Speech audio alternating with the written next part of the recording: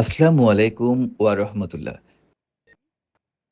পবিত্র হজ ও উমরা পালনে বাংলাদেশি হাজিদের কাছে মক্কার মিসফালা, হিজরা রোড, মুন্সিয়া রোড ছিল অত্যন্ত পরিচিত ও জনপ্রিয় নাম। কাবা শরীফে যাতায়াত এখান থেকে সহজ, খরচ তুলনামূলক কম আর চারপাশে ছিল বাংলাদেশে হোটেল, রেস্তোরাঁ ও নানা প্রয়োজনীয় সেবার ব্যবস্থা।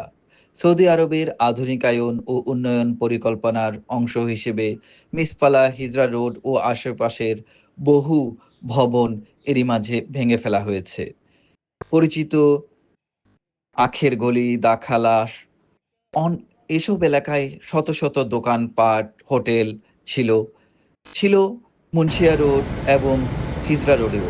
এর অনেকগুলোই বর্তমানে নেই। স্থানীয়দের ভাষ্য অনুযায়ী প্রায় ৮০ ভাগ দোকান, হোটেল, রেস্তোরাঁ এখন নেই। সবচেয়ে বেশি সমস্যায় পড়ছেন যারা কাফেলার সাথে পূর্ণ প্যাকেজ নেন না, বিশেষ করে খাবার কাফেলার কাছ থেকে নেন না, তারা এ সময়ে খুব বেশি সমস্যায় আছেন বা ভোগেন। আগে সহজেই কম খরচে খাবার, আবাসন ও প্রয়োজনীয় জিনিস পাওয়া গেলেও এসব এলাকায় এখন এগুলো অনেক সীমিত হয়ে গেছে। খাবারের জন্য পরিচিত বাংলাদেশি হোটেল খুঁজতে অনেক দূর যেতে হচ্ছে। এই বিষয়ে কথা হলো একজন হাজির সাথে। চলুন শুনি তার মুখ থেকেই। মক্কায় হজ এবং উমরা করতে আসতেছি, তাদের একটা বিশেষ কষ্ট হচ্ছে খাবার নিয়ে। দেখা যাচ্ছে বিভিন্ন হোটেল, যেগুলো বাঙালি খাবারের জন্য যেগুলো হোটেল আছে, এগুলো আস্তে আস্তে কমে যাচ্ছে, মানুষজনও কমে যাচ্ছে, যার কারণে আমরা হাজিরা এসে অনেক কষ্ট পেতে হচ্ছে।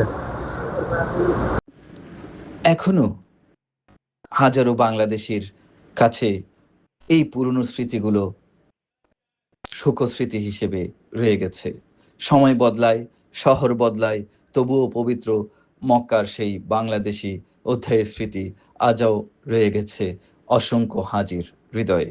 আল্লাহ সকল হাজির হজ ও উমরা কবুল করুন, আমিন।